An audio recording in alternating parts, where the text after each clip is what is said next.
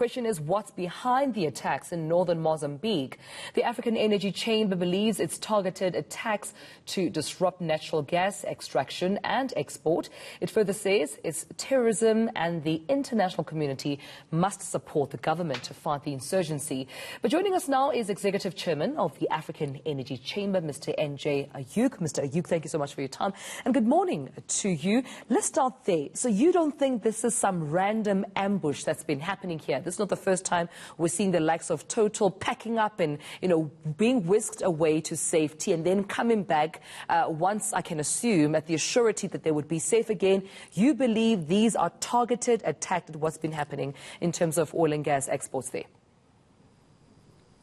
Thank you for having me. And I just want to start by extending my condolences to the families that have lost family members and those who have been hurt. We hope they get back to good health very quickly, as whether it is soldiers or it is civilians. You're right. We don't believe these are just random attacks. This is not fighting. This is not unrest. This is terror. Terror targeted at civilians, terror targeted at energy infrastructure, and terror targeted at property. It is not a coincidence that this terror comes right after energy companies announced that they're going to resume activities that had stopped already they have suspended in January. So getting back there, they want the terrorists, they want to stop the government's abilities to produce gas and really create jobs and take care of a population that is already feeling marginalized and left back that need to see jobs. Don't forget, Mozambique would become the third largest producer of natural gas in the world if these projects go on, where already $50 billion have been committed to some of these projects, and it could go up to about $100 billion. So it is not just some random guys running around and shooting. This is real terror, and it is targeted. So basically what you're saying is that the grievances of the attackers, assumably would be that the project would not benefit local Mozambicans. Is that the grievance?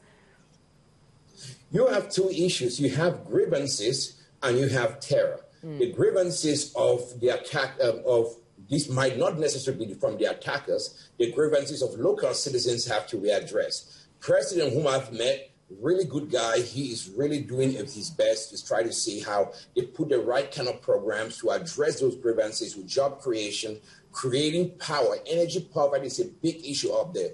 Ensuring that there is gas for domestic consumption, ensuring that there's agricultural basis to really resolve some of the problems you have there.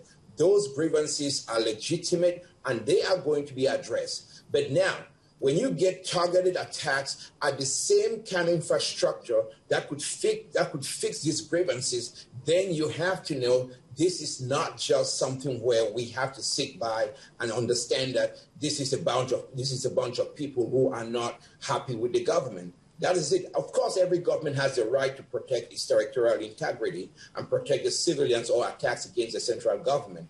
But the grievances can be addressed, but when you have terror targeted on citizens, targeted on energy infrastructure, you have to call it for what it is, and you have to demand action to really put a stop to it, because no lives that are being killed should go unexpected or unresponded to. Mr. Ayuk, no question, your statement there, that there needs to be a stop that is put to this. How do you think then the international community can intervene? There's already been some intervention. You've seen reports of the United States government providing some critical support with training and some facilities and equipment to help the government.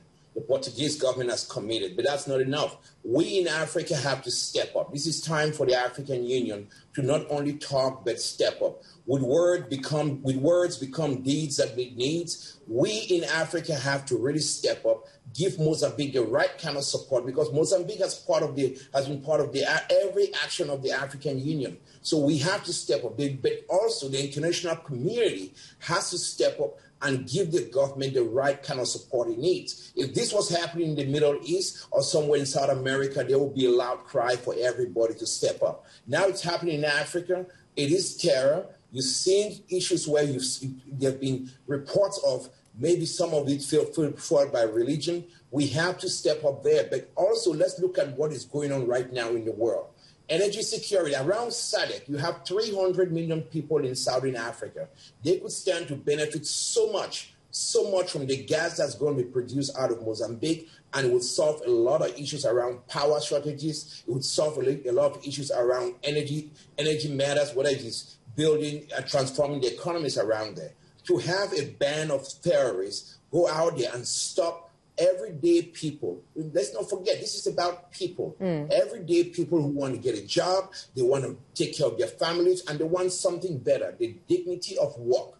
To put a stop to that, we have to come back as a community, and even the energy community has to step up, and the energy community has to call it for what it is and really go back. Sometimes we in the energy community are very careful about using words, but this is bigger than just us. It's bigger than just those who work in our industry. It is about people, and the people of Mozambique deserve better. The people of SADC and Africa as well deserve better. We've come too far in this continent to accept this to continue going on. And this is a time when we have to stand in solidarity with Mozambique and give Mozambique the right support and help Mozambique combat this existential threat against Mozambicans. Because if we don't do that, it's going to spread all around the region. It's going to spread up to Tanzania. So this is not just a Mozambican problem. It is an African problem, and it is a worldwide problem, and everybody has to participate in it and not just words. Ayuk, that's where we leave it, but thank you so much for your time this morning. That was the African Energy Chamber Executive Chairman, Mr. Ayuk.